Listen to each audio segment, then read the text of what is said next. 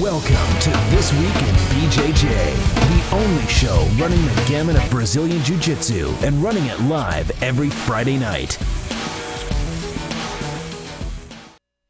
Hello guys, welcome to a new episode of This Week in BJJ. I'm Budo Jake, and today is August 3rd, 2012. I'm joined, as usual, with Budo Dane. Hey guys. How you been, Dane? I've been really well. I went to the South Bay Open last weekend. It was cool. They had 600 competitors, and it actually supposedly ran ahead of schedule. They actually had to rest mats, so that was nice. Usually doesn't happen. At all. Ever. What are you saying? Usually jiu-jitsu tournaments are like an hour behind at least. Why is that? It's just the way it goes. Is it the sport? Yeah. Yeah. Because it's kind of like a pulling guard type way of doing business, right? Right. Just like, Joined with Shawn Williams, a guy who I've learned a lot from over the years. Renzo Gracie black belt and owner of 5-Star Martial Arts and commentator for us on our live broadcast. Always good to have you here. How are you doing today, Shawn? Oh, good. Pleasure to be here, man. Just good. Everything's cool. Actually, my brown belt won the South Bay Open. He said his division started like 20 minutes early. Wow. Yeah. He didn't even warm up. That's 20 minutes early. It's pretty good. Mm-hmm. Pretty good. You could always blame, if you lose because you didn't get warm, you could always blame it on the event for starting on time. I'd do that. Yeah. And also joined with... It was bullshit, man. They fucking always an hour late. I wasn't doing shit. I was laying down. I was taking a nap when they called my shit. It's bullshit. It says 3 o'clock right there, which means 4. It means 4. It's crazy. It's the exchange rate. And as you could guess, we're also joined today by a very special guest, Eddie Bravo, a guy who I've learned a lot from over the years. Very innovative and well-known guy in the sport. How you doing, Eddie? I'm doing great. Thank you for having me. Thanks for coming in. I want to remind you guys that if you're watching live, you can also join in the chat just below the video player on BudoVideos.com. If you want to email us anything, twibjj@BudoVideos.com. Well, we're going to start off with a little bit of sad news. Osvaldo Paqueta passed away today. He was a Carlson Gracie student, a judo black belt, and a BJJ red belt. Not many red belts left. And he's known for having the largest collection of BJJ and MMA videos in Brazil. He filmed a ton of guys. Yep. He's legendary. Yeah. He had like that's where everybody used to go to do their tape study. Mm-hmm. Yeah. Now they come to Budo Videos. That's right. And hopefully somebody can help him, help disseminate some of that footage he has. It'd be great to see a lot of these old matches that no one's seen. Hickson when he was 8. Yeah. That'd be nice. Yeah. Yeah. Sure. That guy's. Yeah. Everybody would go to him in Brazil. What rolling footage is the most precious? It's got to be Hickson, right? Right? Hickson, like secret rolling footage with Hickson and Andre Galvão. Like, wouldn't you fucking want to see that shit? Yeah, right? and that happened too. Yeah. And Did it? Yeah, it did. They rolled. They rolled. In Gi or no gi? Gi in Japan. And what happened? Do you know? Don't know. Oh, you can't say. Okay. I'll tell you after. But actually, what I want to see is Hickson versus Anjo. That was the dojo storming that took place in L.A. Yes. Remember that? The Japanese guy. Yeah, okay, for you guys that don't know, there was kind of an open challenge, and Hickson was known to be the best. So this Japanese pro wrestler, Anjo, came in and challenged him. Yeah. And Hickson said, "Okay, but look, I'm teaching class right now. You're gonna have to wait till class is over, then we'll do it." And they both signed something saying that all the pictures would be usable by either one of them. And the fight took place, and you see these bloody pictures of Anjo after the fact. Yeah. And he even wrote a letter of apology that I have in my collection. Yeah. Damn. Oh. Anjo read it? Yeah. Wow. I think those are the most valuable video roles. Hickson with anybody, right? Yeah. Hickson with, you hear about him rolling with Salo Ribeiro. Right. Like, and everyone usually, I would say 90% of the people that roll with him, they always say, it's true. The guy would just wrap you up. You can't do shit. Yeah. And he just dominates. Like Dave Camarillo said that, and I think everybody says that. Mm-hmm. Yeah. Right? Yeah. I mean, it's either there's people that really don't like Hickson, and they'll say, oh, those guys are just being respectful. They're just it's not really like that, and you hear that shit, and then I think it's real, man, because Jean-Jacques told me that it's all that shit's real. He just shuts everyone down. Yeah. You ever rolled with them? Yeah. No, but I heard the same thing. Yeah, I've heard From Renzo? Yep. He shuts Renzo down. Yeah. Or he He's did. used to. Yeah. Yep. But the question is, can you teach it? Because Krone's great, but for being Hickson's son, some people might expect him to be killing it. man, with the competition these days, though, I mean, It's crazy. Yeah. You know, a lot of that is personal. A lot of that is, you know, Rickson's DNA, his perfect combination, the way he thinks, his decision making. You know, you could teach someone all the techniques and the paths, but it's those lightning quick decisions that pop off, and they either happen or they don't. You have no control of them. Did you make that decision right there? Boom, that changed the whole match. So you're saying it can't be taught? I think all the techniques and the style can be taught. Absolutely, we see it time and time again. Yeah. And his style's pretty basic. He doesn't do anything too crazy. He just sticks to the basics and just hammers you with them and goes right through you with them. And he basically immobilizes you. Yeah. You could definitely teach that style, but you know, like I said, those decisions that you make, that every transition is unique. Their reactions to what you're doing. I mean, bam! Everything's so lightning quick. That takes forever. So that's why I started. And on my last episode of Mastering the System, I decided to start commentating over the rolls that I videotape, and people seem to think that helps tremendously. Everyone's really, really happy about it. So I thought, man, I should have been fucking doing that before. You know, all I'm trying to do is just make sure my students learn as fast as possible. You know, in the jiu-jitsu world, there's so much. There's no way you can get good at everything. Yeah. There's just so much. Holy shit. That's the beauty of it. You'll never run out of material. Right. I'm always looking for new material to teach. Yeah. You got something? I'm hoping you show me something in Shawn Williams guard that I could teach. You know? Yeah, likewise. I'm always looking for shit to extract. You know what I mean? That's how we should be. I think that's a perfect example of how we should be. There's just too much to learn, and it's a beautiful thing. It's like, damn. You know, when I teach my students, I'm not trying to create me. I'm not. I'm trying to create. It's like I feel like their father. Like I want them to do better than me. You know what I mean? I'm not good at this style, but I want you to be good at that style. You know, my wrestling sucked, but like Denny, my first black belt, I was like always like so happy that he wrestled in high school, and I said keep wrestling out of high school. I was like, it was like he was my son. Like don't be like your father. I didn't want him. I love it when my student, because I never take anybody down. I just sit on my ass and then let's just go. I'll just give you the top position. I like working out of holes. I like working out of put myself in bad spots virtually in every role. Unless they want to pull guard and you're like, okay, I really don't want to fight you on this. I'll pass your guard if you really want to pull. But generally, I'm the one who just falls, you know. And I don't want my students to be like that. I want them to be able to do that if they had to, if they couldn't take the guy down. If they can't take the guy down, I love it when I'll just pull guard, have guard and attack. You know, I want that, you know. I want my students to learn all the stuff that I learned that I feel, in my opinion, is valuable. You know, otherwise, you know. But I also want them to learn everyone else's shit too. We're bringing in all this stuff, Cobrina stuff, the Mendez brothers. They're doing the research and development for me as far as I'm concerned. Yeah. I'm like, I got guys that are obsessed with Cyborg and all his shit. That's on the back burner. We're going to get the Cyborg, but my guy he's obsessed with it. My Cyborg guy, just like, how's it going with the Cyborg? He goes, I'm pulling it off now. I go, keep going. In about a couple months, then I'm going to have him teach me. And then, you know, at the same time, we'll be teaching the class. And my students will get way better at Cyborg than me. And I'm like a blue belt at the Cyborg thing. I'm like, what the fuck is he doing? You know, I'm trying to learn as much as I can, but I can't. It's easier for me to spread out all the shit we need to learn. Like, he's going to do all the Jeff Glover stuff. He's going to do all the Cobrina stuff. And then we all come together, and we also do the 10th Planet specific stuff too. I mean, I wouldn't be playing rubber guard every goddamn day if I didn't believe in it. You know, I'm not preaching it. I'm not like this snake oil guy.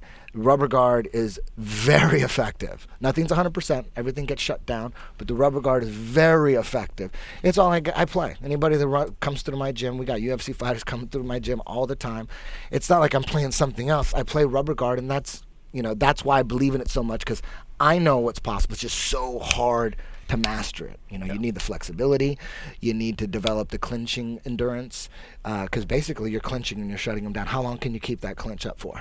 You know, sometimes you get tired and you can't play.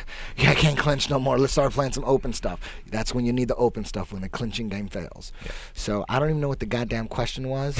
But, well, all I know is I forgot to introduce the fifth guest of the show. The fifth guest what was is the question? Kieran Ichiban. Yep, we're enjoying some Kieran today, and there's Kieran. also some harp floating around. Is this me? That's you. Oh, shit. But so, I mean, speaking of innovation, from your experience, do you think the rate of innovation in jiu-jitsu has increased, has gotten faster? There's more brains now in jiu-jitsu, so certainly it allows for more discussion and trial and error. Yeah, for sure. For sure. There's new shit coming out all the time. Yeah. Like I was saying before, especially in the no-gi world. In the no-gi world, it's so new compared to everything else. No-gi submission, that shit's new. It was like when Abu Dhabi came out, and that wasn't even supposed, that was, you could wear gis in Abu Dhabi if you wanted to. It was like, you wear whatever you want. And you find out really quick, if you could wear whatever you want, everyone drops the gis, puts on them little shorts, and shaves their legs. They're like, like the Brazilians came in, and they were like, hey, and same thing in Japan. They let them wear gis in Japan. All the Brazilians show up, little shorts, shave their legs, because they know the only way these Japanese guys are going to get them is with leg locks. That's the only way. So they're taking that shit right out of the mix. They know they're not going to get their back. They know they're not going to pass their guard. They know they can get knocked out, or they can get leg locked, because the Japanese guys were already over leg locks. American guys already had leg locks. That's why that's my guess, is why the Brazilians said, fuck that, we're taking off everything, and we're fucking putting that hot cocoa butter on my heel. That's your only shot. They don't have to worry about anything else but them legs. Really well moisturized from the ankle down. Oh, the little, like the rumors. You hear all the jiu-jitsu rumors growing up. You hear all the stories. I used to hear stories that, when the gi guys were battling the luta libre guys, is the luta libre guys, the gi guys would put cocoa butter on their heels, because they knew the luta libre guys were just going after their legs. That's what you hear. I heard I was a blue belt, And you also, I used to think like Gracie Barra was, like when you hear about Gracie Barra, I used to say, jiu-jitsu is the bigger than soccer in Brazil, because that's how you hear about it. You're like, oh shit, like my instructors made it seem like jiu-jitsu was huge, and then you go, and in 2000 I went to Gracie Barra. I'm like, jiu-jitsu's tiny up in this motherfucker. It was on top of a gym. It was like, you're like, this is Gracie Barra. Like, I thought it was gonna be like this giant headquartered building with like a Batman logo or something on. I thought it was gonna be like Gotham City Hall. You know what I mean? That's what I thought. Signal. You walk in, it hadn't been painted in forever, and then when they had the Mundials, it was like in a real bad part of Brazil. Like in the tennis club. These are the World Championships. It was like a dilapidated little arena. Like, damn. But I mean, it was a fascinating experience, my first trip to Brazil. But it was, we hear these legends, Right. Oh, and all the Brazilians used to say, oh man, in Brazil, 11 girls for every guy. You go to Brazil, and all the Americans like, fuck, we gotta go to Brazil. We gotta go to Brazil. The first time I went, we went like 12 Americans, man. We were ready to go. We show up to Brazil, we're like, where's all the chicks? We found out real quick that if you wear board shorts on the beach back then, I don't know how it is now. It's almost like being like wearing a thong here. It's like the anti-roofies. Yeah. If you wear board shorts, you're an insecure little pathetic coward. All the guys are just little Speedos, and they all got yoked legs and shit from playing soccer since they were 2. You're like, shit. But the Americans, we had to make decisions. Were we going to wear the Speedo? We talked about it. We had some beers, like, tomorrow are we going to wear the Speedos? And we're like, fuck that. I don't even hang out. I don't give a shit. I ain't wearing no fucking Speedo. My legs are skinny as shit. If I had some big-ass fucking legs, like Pat Barry, hell yeah. I'd wear one of them fucking thongs and shit. But me and my buddy Todd, we walked all the way along the beach, and we decided, no, fuck that, we're going to keep our shorts on. And we found 2 of the guys from Texas. They were laid out. We found them like 2 miles away. They had their little Speedos on, and we busted them. They were trying to get chicks. They figured, we were having a problem getting chicks because we wouldn't wear Speedos. They didn't take us seriously. It's a sign of insecurity. Well, speaking of chicks, there's, I shouldn't even call her a chick, a champion. Did you guys watch any of the Olympics this year? Yes. Well, a little bit. Tell us the news, Dean. Well, apparently there's this little event going on called the Olympics. People are making a big deal out of it. I don't know. And U.S. woman Kayla Harrison brought home the first Judo Gold for the old U.S. of A. First one ever. Ever. Yeah, I saw that. I saw her match. Because Ronda Rousey took silver. And so she took bronze. Bronze. Bronze. Was it bronze? Yeah. So Ronda took bronze, and we've had plenty of men on the podium, but we've never taken a gold.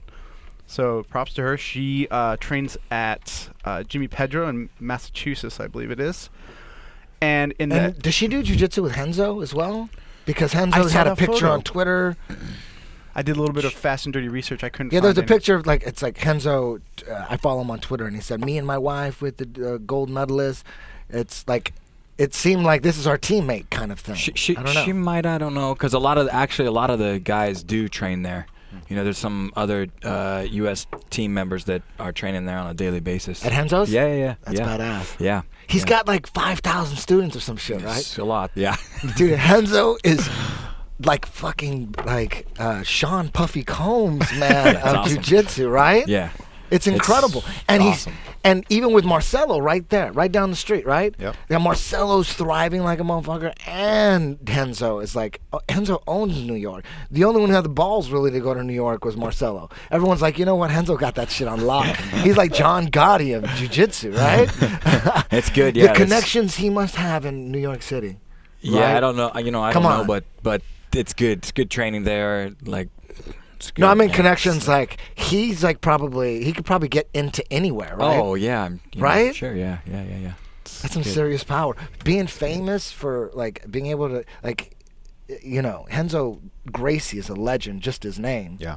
You know what I mean? But to have a lock on jiu-jitsu in Manhattan, that's pretty gangster, right? But I mean, there's, That's crazy. but Kayla was mentioned in this article, and it kind of put things in perspective. Because for a lot of us, fight sports are the world, right? Are our worlds, and we think everybody knows. Like, you know, jiu-jitsu, even Muay Thai, where everyone thinks that everybody knows something about it.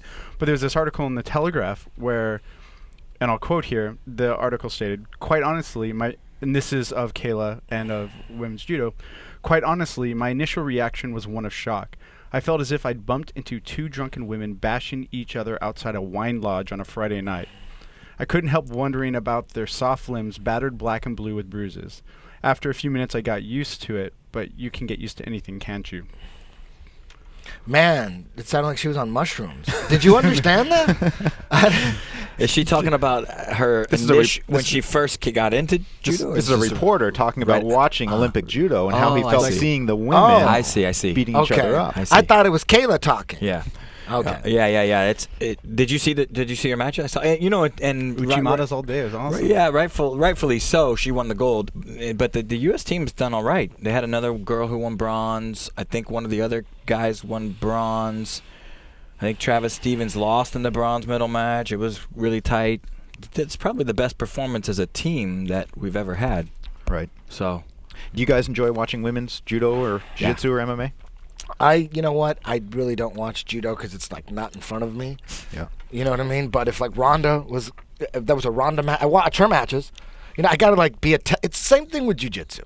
Jiu-jitsu, grappling, wrestling.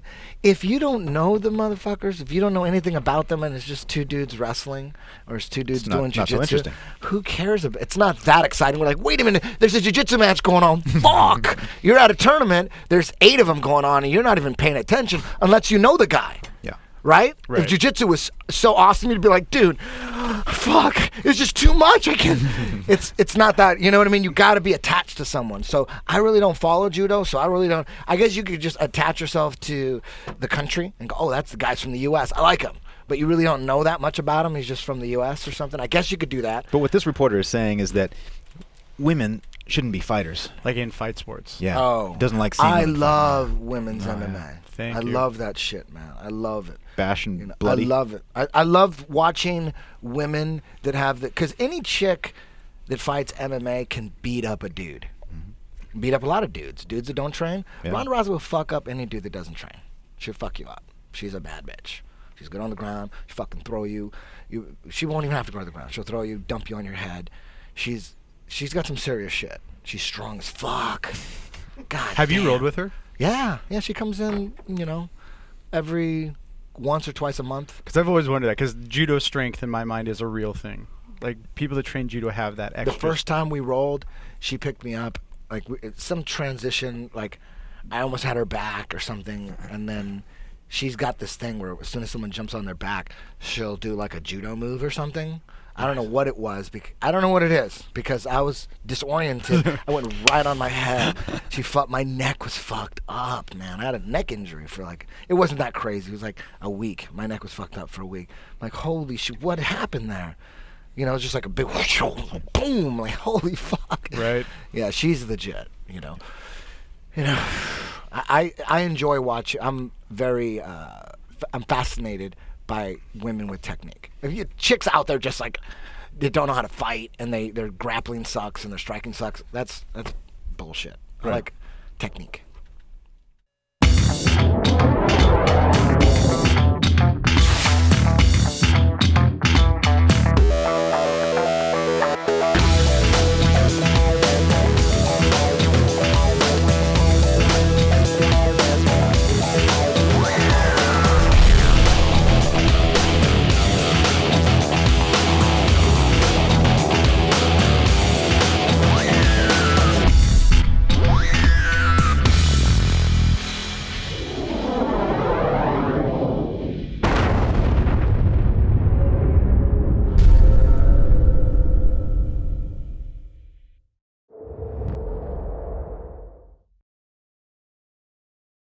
Hi, I'm Rick Brown from LibertyStrengthTraining.com, and I'm here from my friends at Kaizen Athletic to introduce to you the new Kaizen Athletic Power Mace. If you're a grappler, if you do Jiu-Jitsu, if you need a strong grip, you need a Power Mace. Every time you pick it up, your hands are gripping this thick handle, and you're getting a workout for your forearms, your elbows, your arms, and your hands. It's incredible. I'd like to show you a few of the movements that you can do with these 4 different sizes.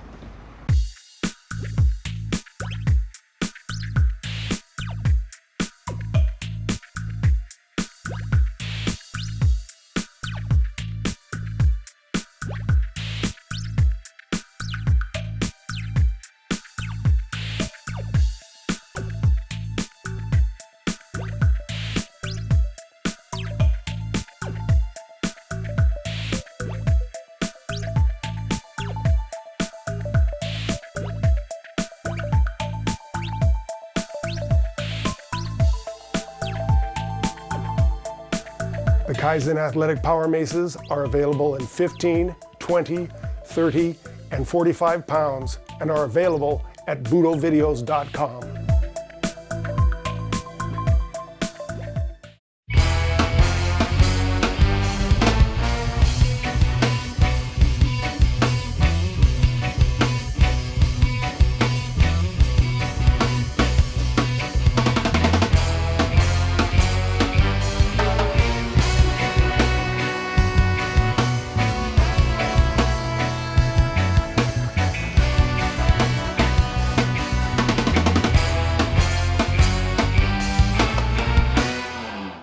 BudoVideos.com, home of the world's largest selection of quality Jiu-Jitsu kimonos. Show-ya roll, storm, tatami, bull terrier, venom, and others. Styles from more than 30 top brands in stock and ready to ship. BudoVideos.com. You're only a click away from owning a new gi today. All right, tournament news. What's up, Dane? So the Rio Open and the Rio International Masters and Seniors was last weekend, and I think we have some photos coming up eventually. Team results: Gracie Baja took first, which it's Nova Yunal took second, and the Global Fighter team took third. And notable wins: Homolo took medium heavy in the absolute at the Rio Open. Double gold. Congratulations, Homolo. Nice, yeah. That's IBJJF, right? That would count towards his Hall of Fame entrance. No, that's just Worlds. That's just Worlds. And Saulo Ribeiro versus Eduardo Tellez. We have a video for that, but Saulo Ribeiro took the, I think it was the Male Masters Heavy. And I think this is Masters Absolute, wasn't it? Or was it Super Heavy?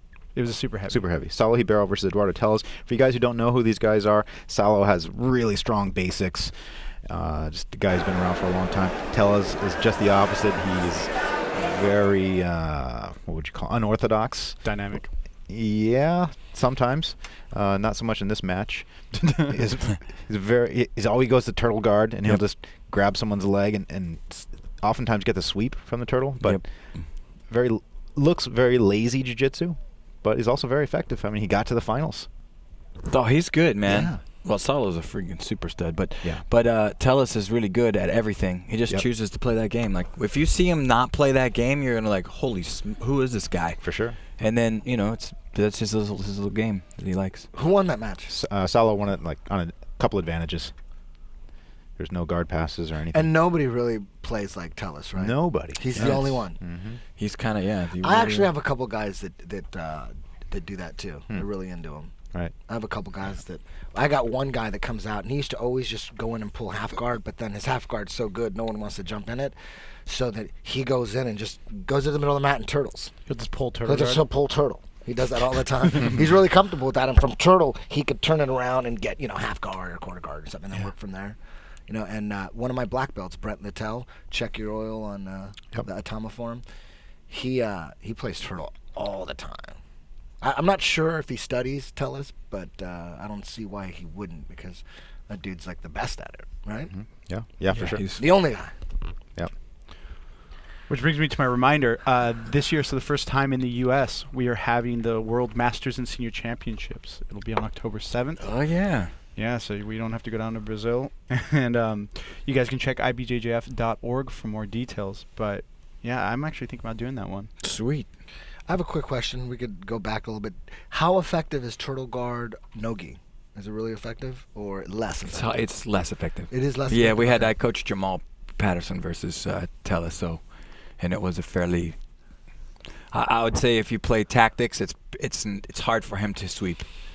With that, he needs a belt or he needs a pants. He needs or a grip something. on the pants, or a grip on your wrist, which is hard to. If a guy doesn't really want to fully engage, it's difficult to sweep to hit. It's amazing how beautifully all the pant grabbing from De La Riva and Spiral translates to no-gi. Yeah. You find out that if you hook ankles, that's even.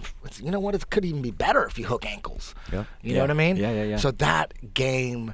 Then that's why you see these guys at the top. All the guys that do all the Spiral and the De La Riva, they realize, damn, it transitions into no-gi so beautifully. And all the old school guys, like, you hear about these guys, the guys that were big in 2000, 2001, they were mostly collar-based and sleeve-based and spider guard-based. They didn't make the crossover to Abu Dhabi. You know what I mean? Abu Dhabi, there's all these gi stars, but for some reason it didn't happen in Abu Dhabi. And then the ones that are blowing up in Abu Dhabi, look at their game. It's Spiral, it's De La Riva, like Andrew de Galvão. If you look at, there was this Samuel Braga versus Joel Tudor at the New York Absolute earlier this year. Have you seen this match? Mm-mm. Samuel Braga pulls, he pulls guard, and he goes under for Spiral. I'm going to say 20 times in this match. Joel Tudor he has his own little unique way of just sitting on his ass and breaking it apart when they stand up. And then Samuel it's just Spirals just coming in. Pop, pop, pop, pop, pop, pop, pop. He's like nonstop. Like one of these days I'm going to get through, And he did get through once and he won by a sweep. But it's amazing how, I think that game more than anything translated, because we saw it first with the X guard. Because we saw Marcelo was playing X guard with the gi, and that was kind of like pant grabbing too, But if you hook the ankles and shit, you're right there. There's no big difference. You're practicing no gi shit, and all those guys ended up being like Andre Galvão, he's a Spiral master, right? Yeah. Those are the ones at the top. Is that a coincidence? It's like if you're interested in no gi, but you still love the gi, you want to get good at both, that's probably the game to do. As you just emulate what like Cobrina and Mendez and Galvão are doing, right? Right? If that's your personal flair, yeah. Like I think it depends. I mean, you got guys like that. You have guys like Hodger's good with the gi or no gi, and he's not doing anything. I think it just depends on your personal flair. I don't really know exactly what Hodger Gracie's go-to game is with the gi. I don't know. What is he? Is he going after collars?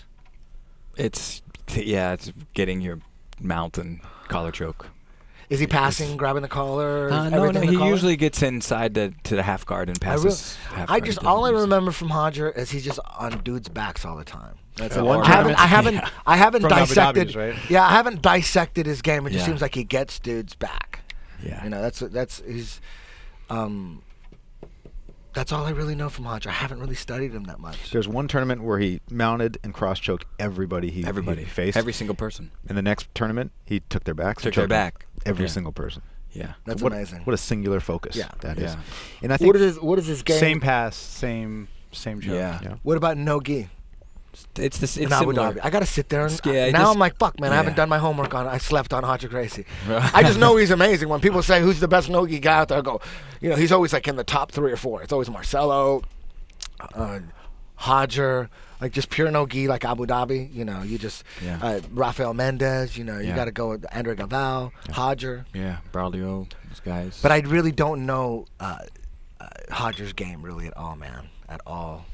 So there's some guys like Hajar that have a very narrow focus, just do a few things, and there's other guys like Shawn Williams and Eddie Bravo who want to try to learn everything. Yeah. And I think for the art's sake, it's cool to learn everything. But do you think you spread yourself too thin trying to learn so much stuff? Should you just focus on like a laser? If the goal is to be a blue belt world champion or even a purple belt world champion, if that's the goal, if the goal is to be a white belt or blue belt world champion, and let's say the winning coach gets $1 billion, I would just do, this is what we're going to do. We're going to pick 2 sweeps, 2 passes, just keep it, and that's all we're going to do. And we're going to do fucking double leg and single leg every goddamn day. No one's allowed to do anything else. Yeah. I want that $1 billion. You know what I mean? We got to get the blue belt world champion. That is the best way. Just focus. Like the best way to win a blue belt world champion is just get him to wrestle every day. If you got a guy just to wrestle and just know a little bit about keeping your base and against swept, you win a world championship. And as a blue, you just keep taking dudes down, right? You can do that, but I feel that it's just not as exciting.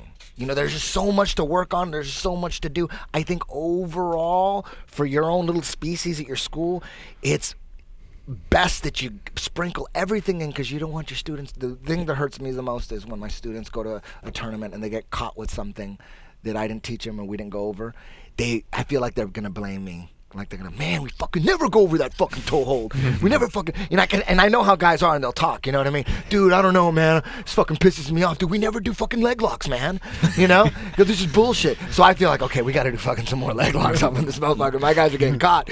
So I actually went through that, because for me, I didn't want when I first opened up, I didn't want my guys to be all into leg locks. Because for me, the most important thing is how my jiu-jitsu looks in MMA. I want my students of jiu-jitsu when they're fucking striking in the cage, and eventually the goal to get in the UFC, always get as many fighters in the UFC. That's just like my obsession. Just the UFC got me into jiu-jitsu. I'm obsessed with the UFC. It's all about jiu-jitsu. Jiu-jitsu overall, like we were talking earlier, man, it still needs a lot of improving, so that's why, with jiu-jitsu and MMA, like you guys said, you guys aren't that interested anymore in MMA. You guys are hardcore jiu-jitsu fanatics, and I understand that. Because overall in MMA, the jiu-jitsu is not that high level.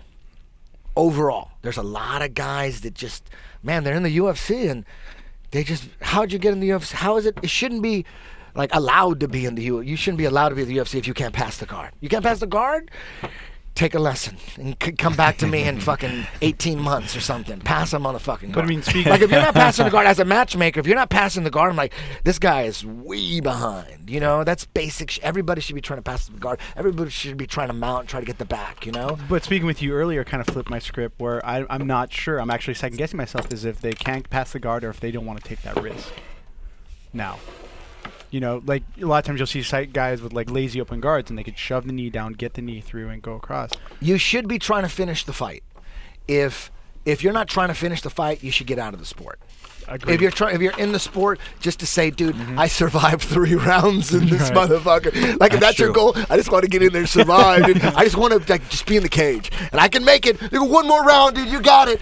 You're getting beat up, but I survived. You're right. Unanimous decision loss, but I didn't get knocked out. Yeah, like one of those dudes who run marathons just to run it, just to finish it. Like, and they're like in 400th place, but they're like, I fucking did it. Yeah.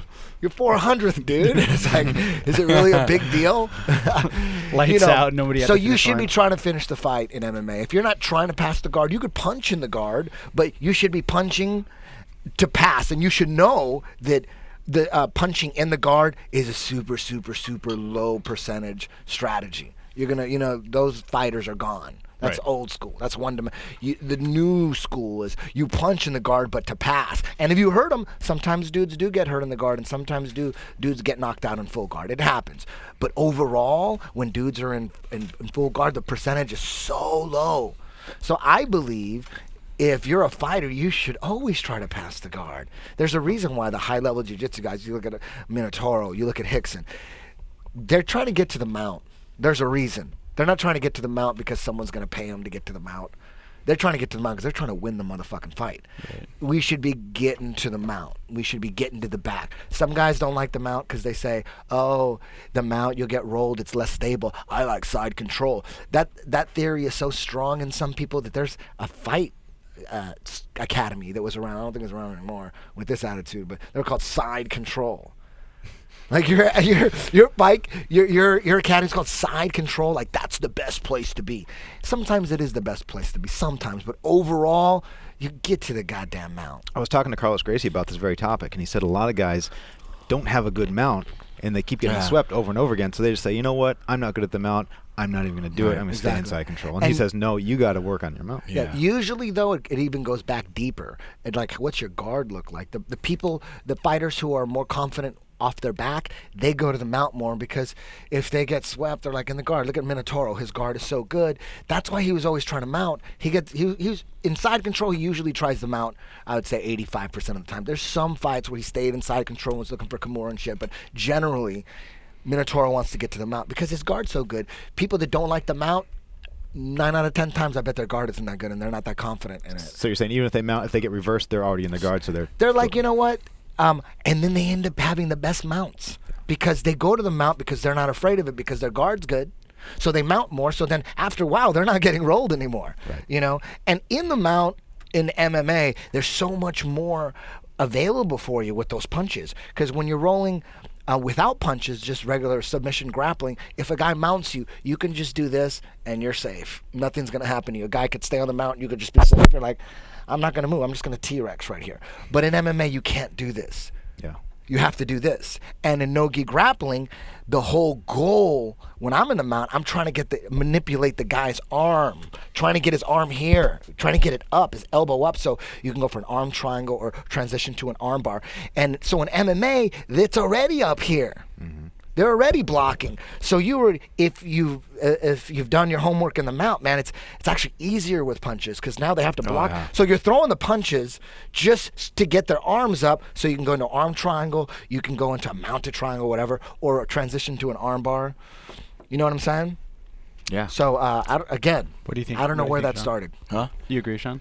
Yeah, I do. Absolutely. I think guys should be trying to win the fight. I think that the mount and back control are the two kings. I mean, I think that's a no-brainer, you know? That's the way that it is. It's ridiculous that you could even think any other way, right? Yeah. Any other way. Like, you know, it's like there was a time in like 2000, 2001 where a lot of fighters, especially wrestlers, thought it was a bad idea to pass the guard. It's best to stay in half guard and just throw down. Just stay in half guard and throw down. There's a lot of wrestlers that believe that, you know, and you know, and it works a lot. Yeah. You know, it does work, and you are kind of stable. It is harder to sweep a wrestler who just stays in half guard, and that is a good spot. But it's way better if you got a good mount. That same wrestler that's hard to sweep in half guard, how about that same wrestler put some solid time into mastering the mount, and now he's a wrestler who has a good mount? That's the worst nightmare ever, because you can do way more damage and transition to way more submissions from the mount than you can from half guard. That guy can still overhook you. He can still block your bicep. There's a lot of things he can do from half guard. And he's still got sweeps if he knows what he's doing. Yeah. He's got sweeps. So why would you want to stay in a half guard where he can have some game? Yeah. So you want to mount. So to paraphrase, and correct me if I'm wrong, you're saying it's almost as if it's the difference between getting a decision win and getting a finish, like a TKO or a KO. Yeah, but I understand where this wrestling mentality came from, because initially it was harder to sweep, and they did have a good base, and they were able to get some ground and pound, but over time that ground and pound ended up being decisions. You know what I mean? You're not really finishing, and it's just a sloppy fight, and those are the worst fights ever, where 90% of it, a wrestler takes a dude down, stays in half guard, tries to knock him out, but then he just goes to the decision, and the guy has a couple cuts. Whoever wants to watch that fight again? Yeah, right. Nobody. Yeah. It would have been a lot better if he knew he knew about the levels of the mountain, how good you can be. If someone convinced him and showed him tape, said, "Listen, let's really work on passing. We need a good 5 to 10 passes, at least 5 that you go to passes, especially with punches.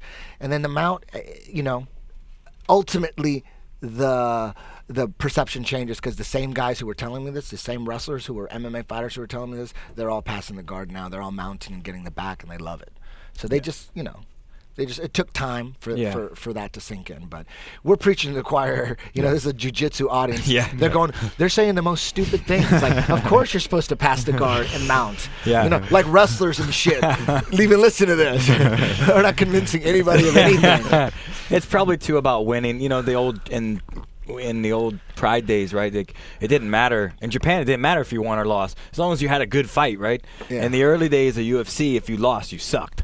And now I think it's coming around too. Like, I think that's coming around as well. The more educated the crowd is, they realize a good fight's a good fight. Win or lose, it don't matter. A good fight is a fun fight to watch, whether your guy wins or loses. Now the crowd applauds everybody, and now they're booing boring stuff. So I think it's getting there. Yeah, it's getting there.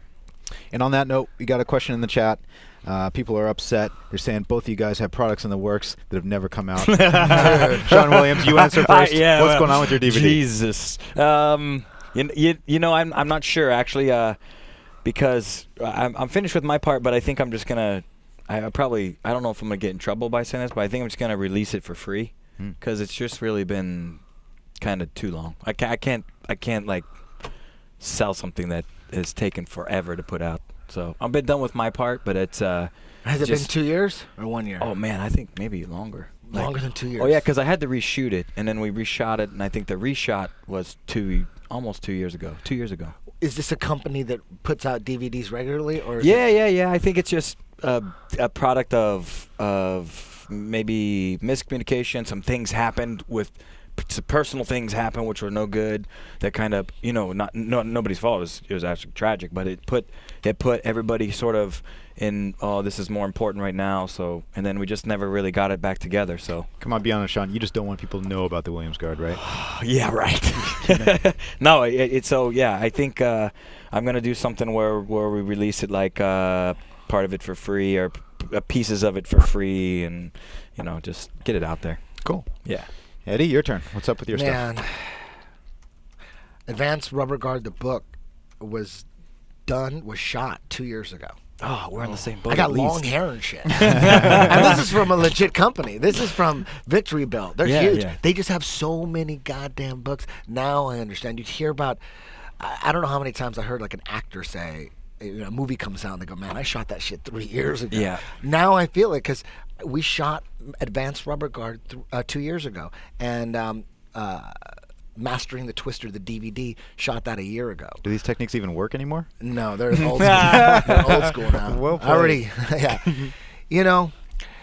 I'm glad that the Rubber Guard book was delayed because there was a couple other things in the introduction that I wanted to make clear about a different direction that we're heading in now. There was a shift in the focus, so I'm glad the book was delayed because I changed a couple things. But eventually it'll come out. I don't know. People have bought an advanced copy like maybe a year and a half ago. Oh yeah, your stuff sells really well. Congratulations. Thank you. That's cool. One other question before we head to the mats. If you could go back in time 10 years ago, Shawn, you first, what would you change about your jiu-jitsu? What would you change about your training? I mean, I don't have any. I mean, of course you would say, oh, yeah, because I'm wiser now, you can do whatever you want to do. But, like, I'm pretty lucky who I came up with, who was there. I wrestled from the beginning. I was lucky I didn't wrestle in high school, but I wrestled in college. Wait, you didn't wrestle in high school? No. You started I walked in college? onto the team, yeah. What did you play growing up? Football or something? I was a swimmer. Oh, okay. Yeah, That makes two of us. So, very nice. So, I walked on the team in my college and I made it. And then, I was lucky, I think, because jiu-jitsu background. I moved my hip. You move on the floor, and wrestlers, they have good stuff on the ground. Actually, now I learned a whole bunch of cool stuff from wrestlers on the floor. But I think you move inherently. Your hips move a lot different, so they're not used to seeing that kind of stuff. So when I first walked on the team, the 121 pounder beat me in the wrestle. Like we did wrestle offs. I wrestled him. He beat me like 16-0, you know. And then by the mid-season, I made my weight class and I started to adjust a little bit too. But we did judo all the time. Hez was a phenomenal judo guy, and we had wrestlers all the time in New York. So I can't say I'd change anything. I mean, sure you get smarter, but I'd be smarter about stuff. I just want to say injuries. One cool thing about Shawn Williams that he's so well-rounded as far as grappling arts concerned. You know, judo, jiu-jitsu, wrestling. I love them all. That's so cool. I love them all. I love boxing, kickbox. I did karate since I was 12. I love everything. I just love it all. Pressure points? Did you get your black belt? I did, yeah. Nice. Yeah. Well, how old were you when you got it? I was 20. It was right before I moved to New York. You got your black belt in karate at 20. Yeah. Nice. Yeah. So you got a good wheel kick?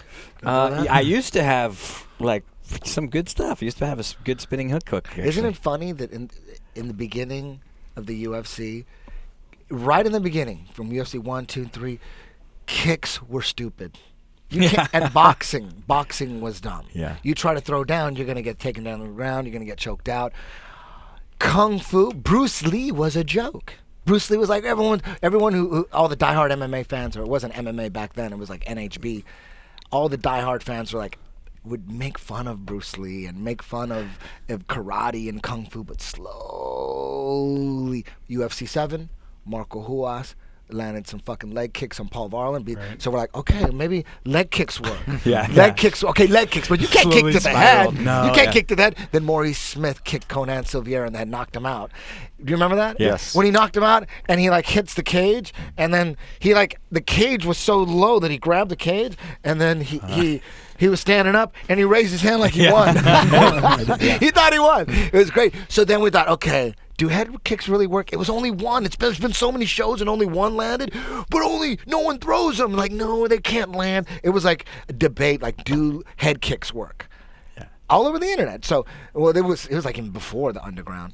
So then, you know, over time, and then the turning side kick when Sakuraba landed it on Vitor, we're like, well, you see the camera angle was behind Vitor, and you see in slow motion, you don't even see the kick. It's like Sakuraba kicks him, you see his back, and you see his lats like vibrating. Remember that? Yeah. And then the whole rest of the fight, he's like, he knocked the wind out of him. He's on his ass. So then we're like, okay, turning side kicks work, but then no one knew how to throw them right, you know. And the only guys that did know how to throw the kicks were like karate guys and taekwondo guys who were too afraid to throw them because they didn't want to get taken down. They didn't know what to do. They're like, fuck, they're telling me if I kick, they're gonna take me down. So I can't kick. So I'm just gonna. So all the guys with the kicks, everyone said, don't throw the turning kicks. Don't throw any of the Jackie Chan shit. None of that shit. That shit doesn't work. Everyone thought the perception was that shit doesn't work. Guess what? All that shit works. Sure. All of them slowly. All the kicks, one by one, they all came back, and just the front flippy kick with the balls of your feet to the that front snap kick. That was the last. That was the one. Okay, that one's not going to work. Okay, they all work. Yeah, but that one came from that Steven one's Seagal. not going to work. Yeah. Yeah. That's just a different level. And then I was filming Joe for Mastering the System. I was filming Joe throwing all these kicks because I've never seen anybody kick harder than Joe. I mean, Joe is the hard. Even punching, like he has his hips are like, I don't know what the fuck. I don't know what's going on, but everything he throws like harder than anybody I've ever witnessed. And everyone holding mitts for him, they're like, holy shit. Everyone freaks out when Joe kicks. So he's throwing all these kicks, and we're going through all the kicks, and he's fucking just murdering bags. You saw the GSP video, right? I mean, Bruce Lee don't have a video like that, where the Michael Jordan of fighting, who's proven in the cage, is getting all fucking tripped out on those turning side kicks. Like, Joe, let me get my phone. I got a video. They're not going to fucking believe me. This is GSP saying that. Who's a black belt in karate.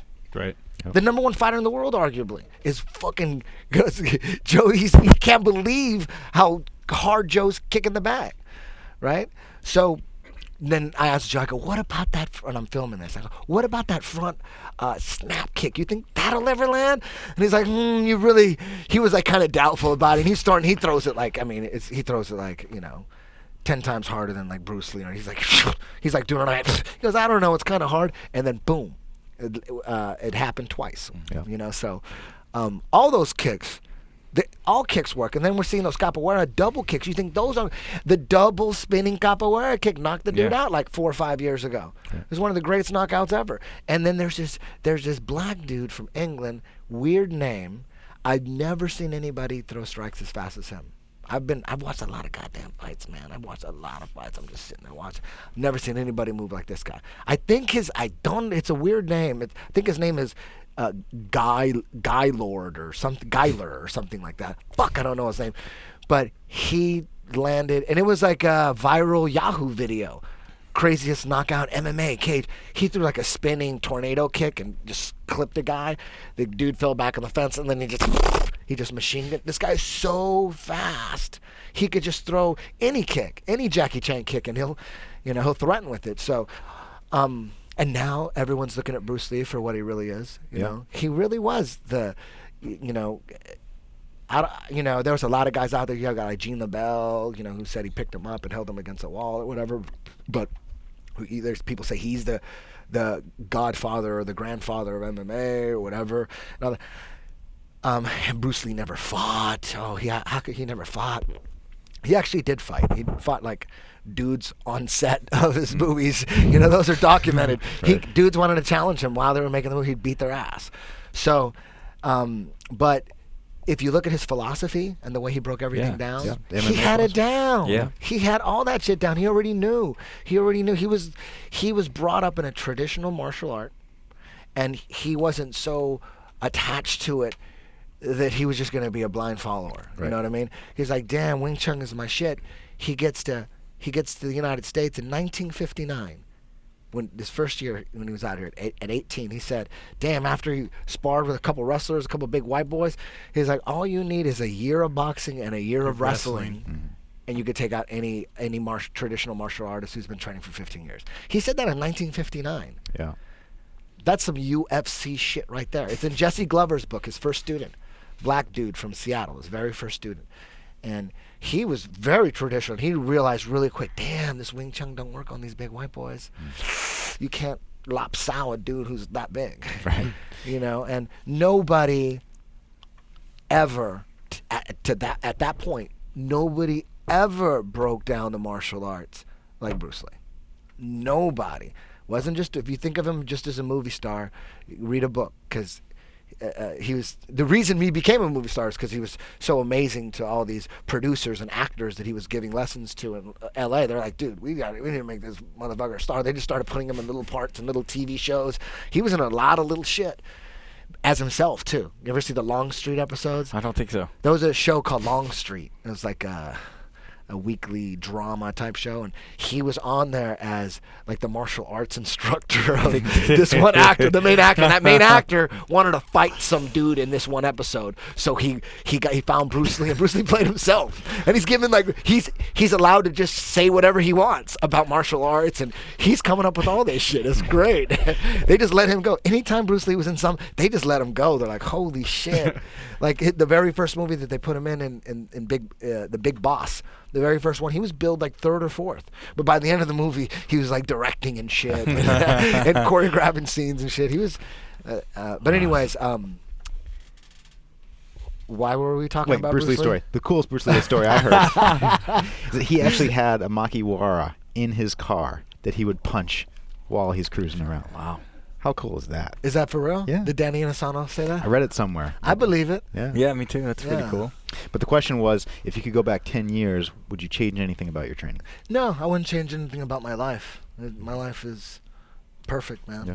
Yeah. That's good. All right. On that note, That's awesome. stay tuned, guys. We'll meet you again after we go to the mats. We're going to get to check out some techniques from Eddie Bravo and Shawn Williams. That's it? Perfect.